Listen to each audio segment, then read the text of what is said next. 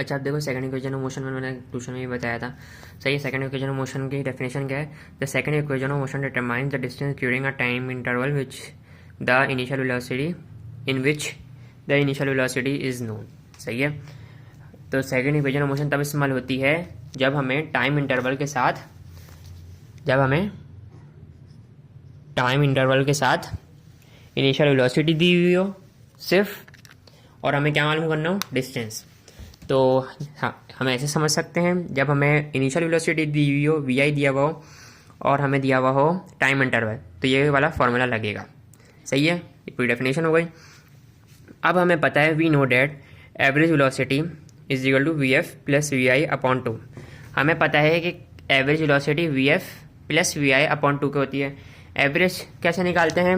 जो भी हमें चीज़ें दी हुई हैं, वैल्यूज़ दी हुई हैं, उनको प्लस कर दो और डिवाइड कर लो जितनी वैल्यूज़ हैं। सही है। जैसे अगर हमें दो वैल्यूज़ दी हुई हैं तो कौन कौन सी वैल्यूज़ हैं? वो वी एफ, सही है, प्लस करो दूसरी वैल्यू क्या है? वी आई। सही है। दो वैल्यूज़ हैं ना, तो इसको डिवाइड कर दो। कितनी वैल्यूज़ हैं? 1 और 2, तो 2 से डिवाइड कर दो। ऐसे एवरेज निकलता है किसी भी चीज़ का। सही है। तो यहाँ से ये एवरेज आया है। सही है। एवरेज वेलोसिटी, तो ये average velocity is equal to V F plus V I upon two. सही है। एवरेज ऐसे निकाला है हमने। We also note that V F is equal to V I plus A T, और हमें ये भी पता है कि पहली इक्वेशन में वी एफ की वैल्यू क्या है? V I plus A T. सही है।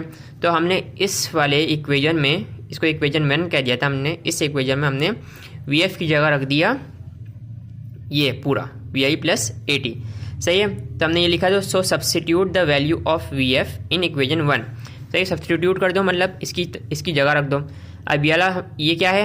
ये यही है, average velocity is equal to V F plus V I upon two. सही है। अब इसमें वी एफ की जगह क्या रख दिया हमने? ये पूरा वी एफ की जगह हमने ये पूरा रख दिया। सही है। तो ये आ गया, ब्रैकेट में आएगा, ज़ाहिर सी बात है, V I plus A T plus ये ऐसी का ऐसी आ गया,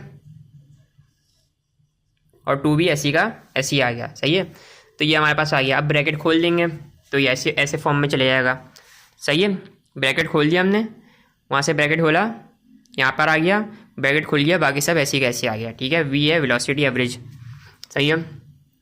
ये ऐसी कैसी आ रही है। तो अब यहाँ पे दो वी आई है ना, एक और दो आपस में प्लस हो जाएंगे। जब वेरिएबल प्लस हो रहा होता है ना, तो यहाँ पे इसका कोफिशिएंट प्लस होता है। इसका और इसका कोफिशिएंट क्या है? दोनों का नहीं लिखा हुआ, वो तो 1 है।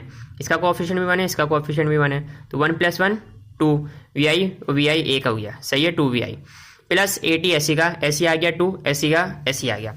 सही है। अब हमें पता है ये 2 इससे भी डिवाइड हो रहा है। सही है। 2 इससे भी डिवाइड हो रहा है और 2 80 से भी डिवाइड हो रहा है, तो हमने अलग अलग करके लिख दिया। सही है।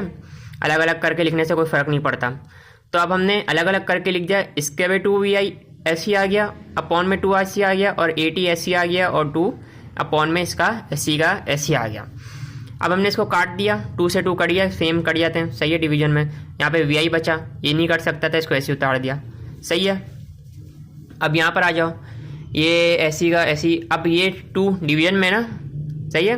तो हमने इसको ऐसे करके उतार दिया, कोई फ़र्क नहीं पड़ता। जैसे मैंने यूनिट बनाना सिखा रहा था तो उसमें भी मैंने यही करा था। सही है। या 1 और 80 आपस में मल्टीप्लाई हो रहे हैं ना, तो ये यही बन जाएंगे दोबारा, बस हमें फॉर्मूला दिखाने के लिए ये करना पड़ा। सही है।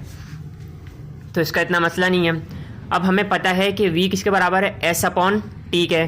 तो हमने लिखा substitute the value of velocity. सही है। तो हम इस v की जगह क्या रख देंगे? ये रख देंगे। तो हमने ये रख दिया, s अपॉन टू, इसके s अपॉन टी इसकी जगह आ गया, बाकी सब ऐसे का ऐसे उतर गया। सही है। और s इज, अब हमने ये s की वैल्यू निकालनी होती है ना, डिस्टेंस की वैल्यू निकालनी होती है। तो हमने ये t इसके साथ क्या हो रहा है? डिवाइड। उधर ये क्या हो जाएगा? इन सब के साथ मल्टीप्लाई है। सही है। तो इन सबको ब्रैकेट में लिख दिया ताकि हमें पता चले कि ये टी है, ब्रैकेट के अंदर वालों से सबके साथ मल्टीप्लाई हो रहा है।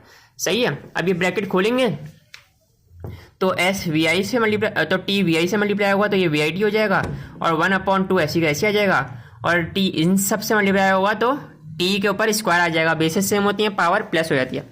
सही है। टी इसके साथ मल्टीप्लाई हुआ है 1 अपॉन 2 80 से, तो यहाँ पे टी बेसिस सेम थी, पावर ऐड हो गई, तो ये टी स्क्वायर बन गया। ठीक है। ये हो गई सेकंड इक्वेशन ऑफ मोशन।